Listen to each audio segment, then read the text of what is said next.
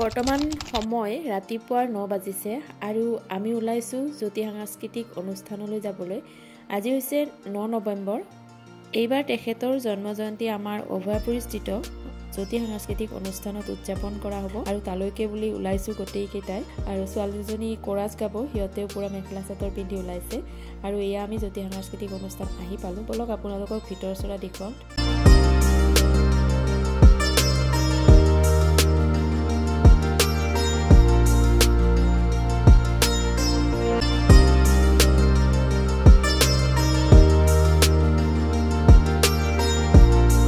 অসমৰ সংগীত জগতৰ বহুকেইগৰাকী প্ৰতিষ্ঠিত শিল্পী গুৱাহাটীৰ পৰা আহি ইতিমধ্যে উপস্থিত হৈছেহি।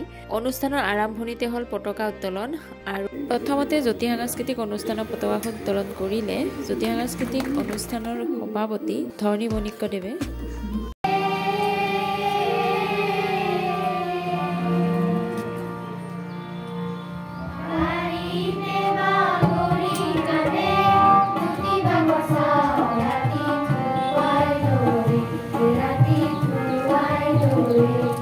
সংগীতটি শুনি আপোনালোকৰ কেনেকুৱা লাগিছে কমেণ্ট এটা কৰি জনাব।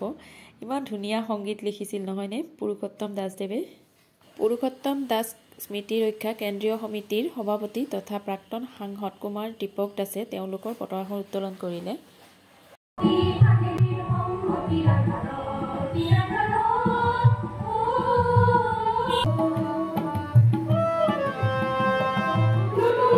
পতাকা উত্তোলন কাৰ্যসূচী শেষ হোৱাৰ পিছত পুৰুষোত্তম দাসদেৱৰ প্ৰতিচ্ছবিত মাল্যাৰ্পণ আৰু বন্তি প্ৰজ্বলন কৰিলে তেখেতৰে একমাত্ৰ জীয়ৰী জোনালী দাসে। আৰম্ভণি অনুষ্ঠানবোৰ শেষ হোৱাৰ পিছত এইবাৰ মঞ্চ মুকলি কৰা হ'ল মাধৱদেৱ বিৰচিত এটি বৰগীতেৰে। বৰগীত পৰিৱেশন কৰিলে আমাৰ স্থানীয় শিল্পী ধৃতিমান বণিকগড়।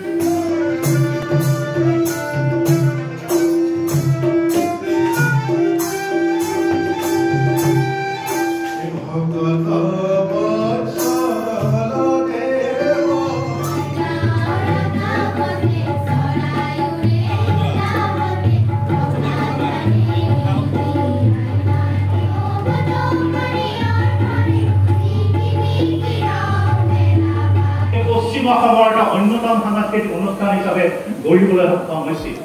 এই জ্যোতি সাংস্কৃতিক অনুষ্ঠানৰ মজিয়াৰ পৰাই বহুত শিল্পী আমি ইতিমধ্যে তৈয়াৰ কৰিব পাৰিছিলোঁ আৰু এই শিল্পীসকলে অসমৰ বিভিন্ন ঠাইত তেখেতৰ সুনাম অৰ্জন ইতিমধ্যে কৰিছে।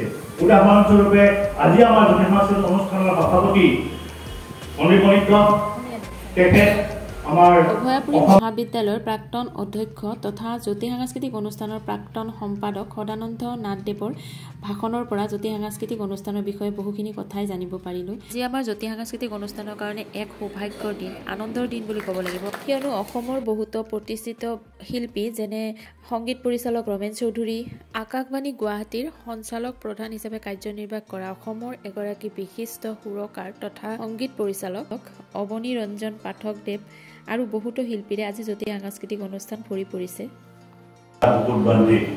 সামাজিক ইতিহাস মুকুটবান্ধী বা শিক্ষা জগতৰ বিদ্যাধনিক ক্ষেত্ৰত তেখেতৰ যি অৱদান তাৰ যিখিনি অভিজ্ঞতাৰে মুকুটবান্ধী আজি আমাৰ মাজত এনেধৰণে আমি পাইছোঁ। আমি সৌভাগ্যৱান আৰু আমি তেখেতক এই সংগীত খনিকৰ বঁটা প্ৰদান কৰি আমি পুৰুষোত্তম দাস স্মৃতি ৰক্ষা সমিতিয়ে 2024 বৰ্ষৰ সংগীত খনিকৰ বঁটা আজি এই সভাতে প্ৰদান কৰিব শাস্ত্ৰীয় সংগীতৰ মহান সাধক সংগীতজ্ঞ বিশিষ্ট শিক্ষাবিদ বৰপেটাৰ শ্ৰীযুত সত্যকৃষ্ণ মিশ্ৰদেৱলৈ। মিশ্ৰদেৱৰ বয়স বৰ্তমান 100 বছৰ। ভগৱানে যাতে তেখেতৰ ওপৰত সদায় কৃপা দৃষ্টি ৰাখে তাকে কামনা কৰিলোঁ। প্ৰথমতে সংগীত খনিকৰ বঁটা সত্যকৃষ্ণ মিশ্ৰদেৱক প্ৰদান কৰা হ'ল। তাৰ পিছত আমাৰ জ্যোতি সাংস্কৃতিক অনুষ্ঠানৰ জ্যেষ্ঠ শিল্পী জগন্নাথক অনুষ্ঠানৰ তৰফৰ পৰা ফুলাম, গামোচা, শৰাই আৰু জাপিৰে সম্বৰ্ধনা জনোৱা হয়। বঁটা প্ৰদান কাৰ্যসূচী শেষ হোৱাৰ পিছত অনুষ্ঠানৰ লগত সংগতি ৰাখি ছপা কৰি উলিওৱা জ্যোতি পুৰুষোত্তম নামৰ স্মৃতি গ্ৰন্থখনি সভাতে উন্মোচন কৰে। আৰু এয়া হৈছে আমাৰ সকলোৰে পৰিচিত অভিনেতা বিশ্বজিৎ ওজা। তেখেতক প্ৰায়ে টিভিত দেখা পাওঁ, কিন্তু আজি বাস্তৱত লগ পাই ভাল লাগিল।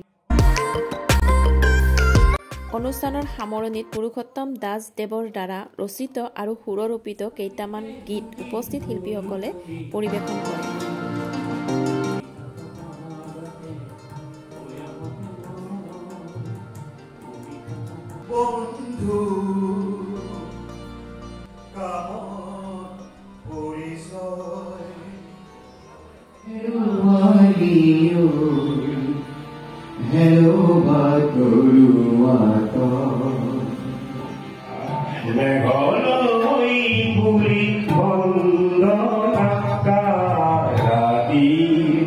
এই সুন্দৰ অনুষ্ঠানৰ সকলো কাৰ্যসূচী শেষ হোৱাৰ পিছত আমি দুপৰীয়াৰ আহাৰো গ্ৰহণ কৰিলোঁ। আজি এই অনুষ্ঠানৰ অকণমান আপোনালোককো দেখুৱাবৰ বাবে ভিডিঅ'টো বনাইছিলোঁ। ভিডিঅ'টো চাই আপোনালোকে কেনে পালে জনাবলৈ কিন্তু একেবাৰে নাপাহৰিব আৰু যদি ভাল লাগিল লাইক এটা কৰি দিব। আজিলৈ আহিলোঁ, বাই বাই।